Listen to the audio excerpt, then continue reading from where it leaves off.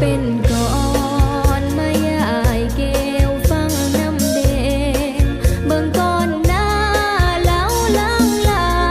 ความเป็นมาอีปู่อียาอีตาอีนายเป็นเรื่องจริง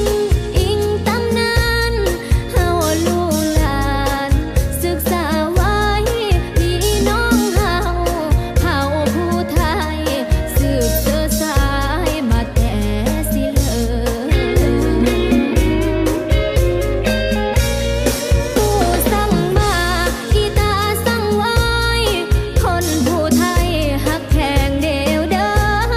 ไหลเสื้อสายมีไก่มีเคอ